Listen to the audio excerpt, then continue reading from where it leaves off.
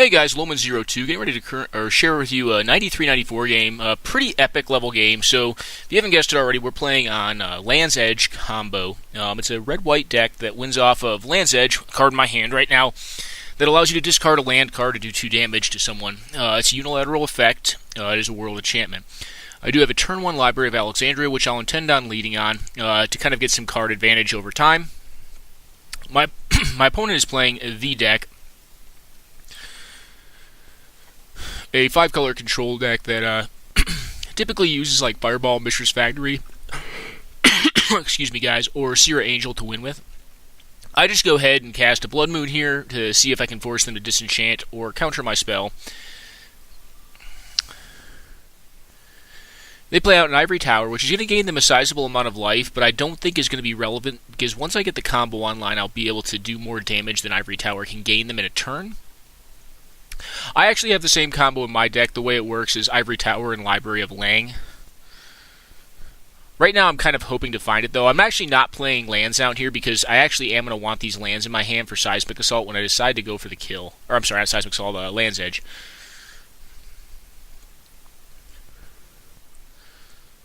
So I end up going for a Disenchant on his Ivory Tower. I figure it'll draw some sort of effect out of him. He's going to discard anyways, and I'm fine with that. But I also need to manage my own hand size. I go for Winds of Change. This is allowed. I actually go for Land Tax here, hoping that'll get countered, because it's actually a pretty potent combo piece. Then go for Blood Moon. My opponent floats again to disenchant this card. So 2 disenchants, 1 counterspell out of their deck at this point. We catch a Strip Mine there, which is kind of savage because they're going to be on Library now and we will not be. However, we are getting card advantage out of Land Tax, and we'll be able to gain a sizable amount of life off of the Land Tax plus Ivory Tower combo. Go ahead and discard the Wrath of God. I don't think it's going to be good in this matchup. Opponent plays a Sol Ring, draws. Then plays a Disrupting Scepter, which is kind of irksome because we haven't found Library of Lang yet, which would allow us to discard to the top of our deck. I go ahead and find some additional lands. Although it's not clear on whether I wanted to actually do that there. I think I actually misplay this game, and that's kind of what makes it pretty epic level, like the game itself. We do manage to find a way, but I think we could have played this a lot better. I don't think I wanted to land tax there. I think I wanted to wait until they had traded more of my hand. Now I start discarding my basics, which I think on first intuition would seem like it's right. It's actually not. So I think what I want to do is discard my plateaus. Because if my opponent Time Twisters or I'm able to get off a Felden's Cane, having the basic lands inside my deck is going to be more relevant. Just in the case that they may, maybe I Felden's Cane, maybe, or maybe they Tormod's Crypt me. I don't think that's probably going to be the case. They do cast on a Seer Angel here, which I'm very happy to just go ahead and Swords to Plowshares here. I saved the Swords to Plowshares for that very reason. I thought there was probably 1 to 2 Seeras in their deck. At this point, I get on with the program and start putting back the plateaus. I guess I didn't really clearly articulate, is plateau is a better thing to discard than basics are, because if I do get Library of Lang, I can discard to my my Land's Edge and then put them back on top and land tax them back into my hand. So we draw the third. The third Land's Edge here. Now to clarify, we're playing with Seismic Assault. 3 red is not the casting cost of Land's Edge, and I actually made another error there. I should not have played the second one out because they are world enchantments technically, so I should have had to hold them in hand. Needless to say, I think it probably would have been better to hold it in hand anyways, because I actually want to keep these lands. I go ahead and cast another Winds of Change. We eat another counterspell, but now I know my opponent's probably limited to counterspell mana drain remaining in the deck in the last half of it, which isn't the worst. So I go ahead and discard the plateau here. I have no more lands to find with land tax at this point. I find a Bolt and figure, hey, that's going to be my discard card. That's not a bad card to discard here. We're not likely to life them out anytime soon.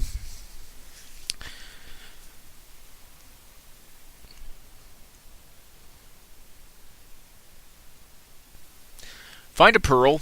That'll be our next discard card. Really what we're looking for is a Library of Lang, which will allow us to put these back on top of our deck so we can land tax into them and get some value each turn. We also, at some point in time, likely need to get rid of the Ivory Tower, because with the number of basic lands that we will have in our deck, not being a Time Twister deck, it's going to be pretty low. So I do go ahead and just get rid of this thing, because it will kill me faster than my Ivory Tower can keep me alive. At this point, I'm banking on having to get Felden's Cane and or have my opponent screw up in Time Twister. I do play out Isle of Walk Walk, which is kind of an embarrassing draw after bolting the Seer Angel down with Land's Edge.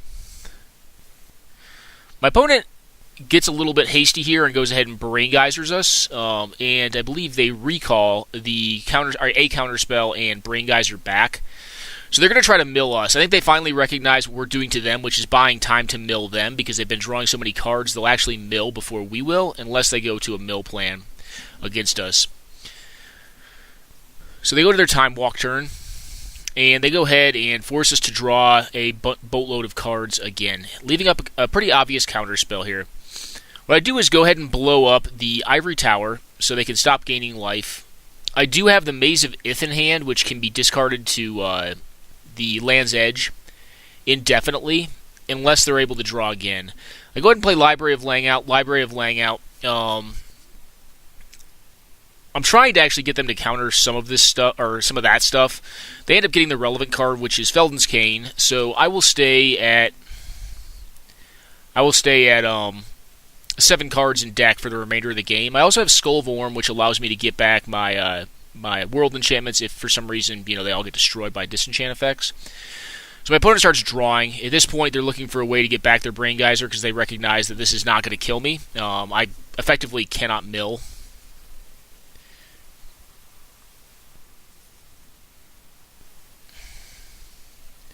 I just continue to discard this. I believe, play out a secondary Ivory Tower, and I play out the land taxes. My thinking is like they're either going to have regrowth in their deck, or they're going to have to Time Twister to get back into the Brain Geyser to mill me this way. And the more permanents that I have in play, the less I have to draw. And I really don't want to draw duplicate copies of Library of Lang, Ivory Tower, or land tax. So having them on the board, I think, is better. I'm not going to play the other Seismic Assault now because I recognize that I screwed up earlier when I played out 2 of them because they're proxying for Land's Edge in this game. So obviously land tax, you get nothing. The additional triggers are pretty annoying.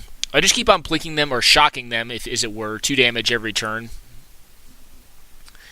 And say, hey, have an answer to this or mill. Now, I know they're going to have Twister in their deck, but as soon as they Twister, my advantage bar goes pretty far up with this many land taxes in play and this many Ivory Towers. Not to mention, I'm already pretty well beyond any reasonable hope of trying to fireball me out. So I just keep on running it back. I probably should have gotten on the Skull of Orm plan a little sooner. I start doing it now. I just go ahead and Skull of Orm back a Land's Edge here. Unfortunately, I don't have another Winds of Change in the deck. I only have 3. It may be right to have 4. I'm trying to pretend that I have Red Elemental Blast up. I'm trying to feign that. The surprise is I don't have Red Elemental Blast in the main deck, which could possibly be wrong. I have 4 in the sideboard. So we attempt to stack this monstrosity here. Gain a whole boatload of life, go well above 100. Run through the land tax triggers again. I'm not going to blow up the Jame Day Tomes because my game plan at this point is probably to mill them before I can kill them with Land's Edge, unless they go for a Time Twister. And if they do, then that's going to be good for us. I'll go ahead and just get back a Blood Moon. Leave up the quote-unquote Reb that I do not have. Believe this turn my opponent finally does find the Regrowth and regrowths the Brain Geyser. Now, they could kill me this turn. They only have 1 mana drain likely left in their deck, and I think what they try to do, because I've been feigning the Red Elemental Blast for the last couple of turns, is they try to dig to get into the mana drain, because it could seem like it could seem to them like I'm putting them in a false rush. But they actually did have to go for it there, or not a false rush, but a false sense of security. But as the case is, I have Wheel of Fortune, so now that I know they have the 1 card in their deck that can kill me, I can go ahead and discard this land and then go ahead and Wheel of Fortune here, because I'm pretty sure, because they didn't go for it, they do not have the mana drain. So I go ahead and Wheel of Fortune here and just discard all of the cards in my hand to the top of my deck and basically redraw them. My opponent Ancestral recalls me. I go ahead and ditch the land on their upkeep back to the top of my deck. Put them at 44. They're at 3 cards, and at this point, there's no cards I can think of that could allow them to come back that are have not already been played and are restricted. So the Twister is gone, the Ancestral is gone, the Regrowth is gone, the Recall is gone. They have likely a Mana Drain either in the top 3 or in the 7 cards in their hand, but they're going to mill before we can because we can't really mill from this position. So that was game 1. Pretty epic level 23 turn game where we essentially attritted our opponent's deck down to nothing. The deck down to nothing. Game 2 is a little more prosaic in its approach. I think I got my head on straight that first game. I don't think I played particularly well, but I think I had a pretty good strategic vision. Or I think I was at least strategically ahead of my opponent. I think I had some technical issues, some technical play issues. This game, I think, we play more technically correct, and we have a very solid draw. We have the library, our opponent does not, and we ride the library to victory. I do go ahead and play out a land tax here.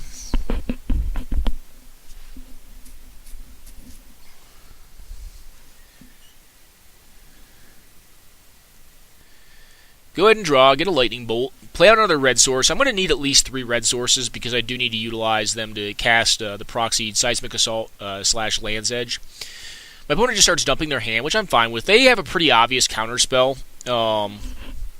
So, that's a thing. Unfortunately, hit a land off the library. I think I just land tax for 1 this turn because I don't want to discard without the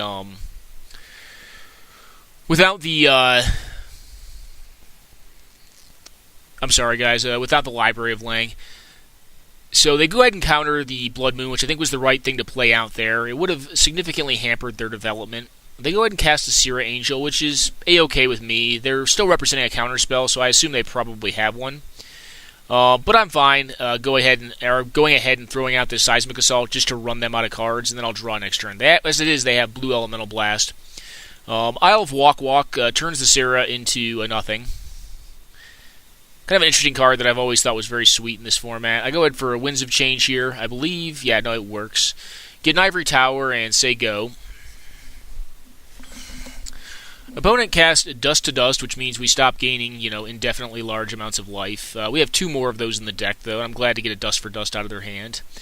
I go ahead and just disenchant their Soul Ring to make any, Brain Geysers a little bit less potent on their turn, because I don't have a Reb.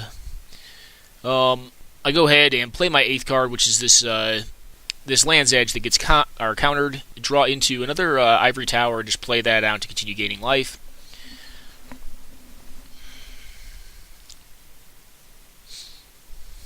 Go ahead and draw prior to the tax trigger. I believe draw 2 off of these 2 taxes. I think I say no to this one, though. I go ahead and Swords to Plowshares there because I want to play this Blood Moon, and if the Blood Moon successfully resolves, then the Isle of Walk no longer stops it.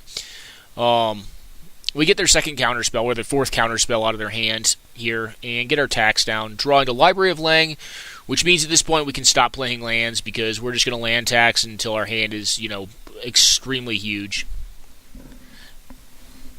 Opponent plays a Regrowth on a counterspell, which is not a very proactive use of the card. They have to counter this. I throw it out there so they can counter it because I'm still grinding cards out of them.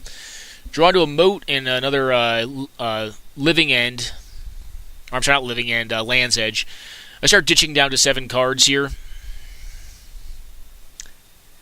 Now, my opponent plays it right for a couple turns and doesn't discard, or doesn't play lands out, but eventually I think they make the mistake of playing a land out, and I kill them pretty outright. I think it's maybe here.